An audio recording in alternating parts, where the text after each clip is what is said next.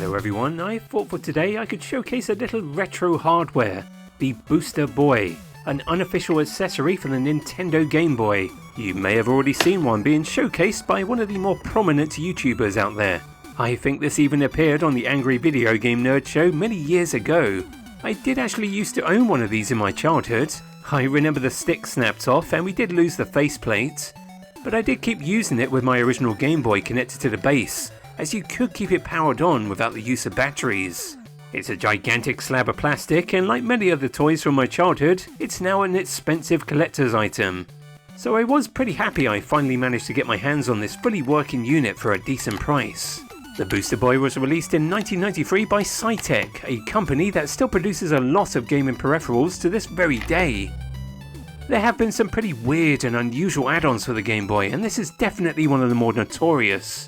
It's like putting your Game Boy into power armor. The original Game Boy was such a great little portable for its time. Compared to the system's competitor, the Sega Game Gear, it may have had a full colour screen and backlight, but it did so at the cost of a bigger, bulkier size, and much worse battery life. The Game Boy was something I could slip into my pocket, naturally with a cartridge inside the slot, and take it everywhere with me. I have many fond memories of swapping cartridges with my friends at school, or packing my Game Boy into a carry case with a humble selection of games for my travels. This is actually my original childhood Game Boy, which is still going strong to this day. And my childhood Game Boy Pocket's here, which I received on my birthday in 1995. A revision of the original Game Boy which featured a smaller, more compact design, and the new screen was a noticeable improvement, going with a silver LCD instead of the pea soup green of the original.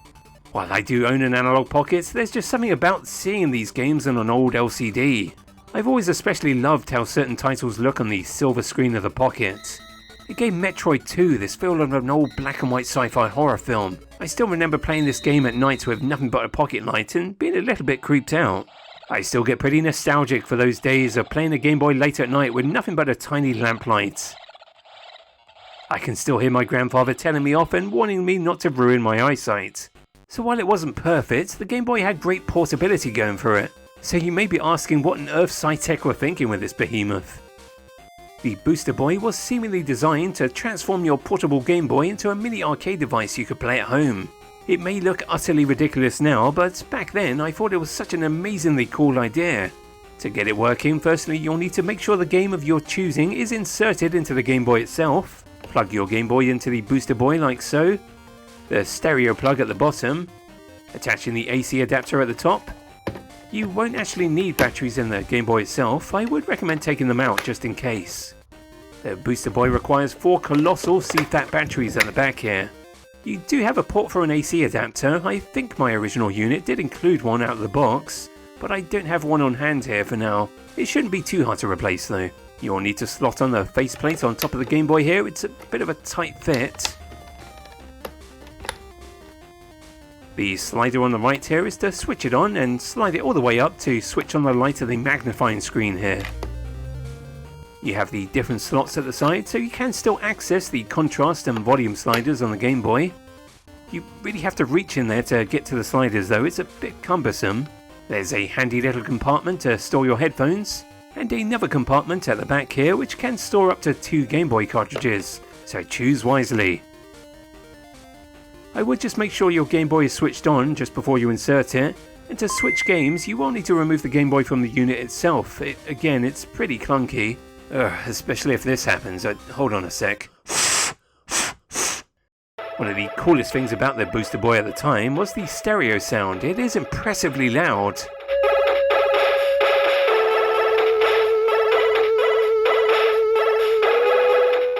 The Booster Boy only fits original model Game Boys, so you can't use the Game Boy Color or Game Boy Pocket. Although I suppose you can at least hook up the Pocket and blast the music out of the speakers if you really wanted to. You can still use the Game Boy Link cable for some 2-player gaming action. Oh my god! My partner is absolutely destroying me at a game of Tetris here. The original packaging for the Booster Boy promises all the excitement of the arcade experience, so I thought I'd go through my Game Boy collection here and purposely pick out some of the more arcadey style action titles to test it out with. There have been quite a few arcade to Game Boy ports. Thank you for your call.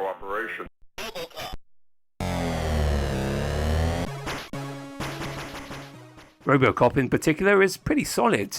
I've always loved the Game Boy editions of Adventure Island. This series has a very confusing similarity in history with the Wonder Boy games, so it definitely feels fun to play on an arcadey style setup. I did originally play Zorl on my Amiga and Atari ST with an old joystick, so it feels kind of appropriate here. Terminator 2, the arcade game by Midway. I remember playing this on an arcade cabinet down Brighton Pier. It had these huge plastic guns attached to it. And for whatever reason, somebody decided to take this and compress it down to this. And you know, for what it's worth, it's surprisingly competent. And finally, a little bit of Gallagher and Galaxian, a double pack of Namco's classic arcade shooters. This is quite an interesting little Game Boy port, especially if you plug the cartridge into a Super Game Boy. It's actually been kind of fun running all of these games on the Booster Boy. It almost feels like a lo-fi arcade cabinet. But I've got to admit the stick isn't brilliant, it feels very fragile. I am trying not to be too rough with it, as like I mentioned, these were prone to breaking, or at least mine broke back then. I did wonder if it's possible to modify it and include a GameCube or Xbox stick instead. Perhaps that's a future project I can set myself, or pester one of my friends about. But for now, let's wrap things up here. So is the Booster Boy worth it? I'd say not really. If you wanted a peripheral that transformed your Game Boy into a mini arcade machine, it's the Konami Hyper Boy you should really be searching for, although unfortunately it's just as rare and even more expensive. The Booster Boy probably does look quite impressive if you happen to own a modified Game Boy perhaps, but it is more of a novelty item for collectors or folks like myself that have a bit of nostalgia for it. I am always on the hunt for more Game Boy peripherals and Game Boy carts, and I do hope you'll visit the channel again to check out some more of my finds in future. But until then, thanks ever so much for watching this video, and I hope I see you next time. Take care.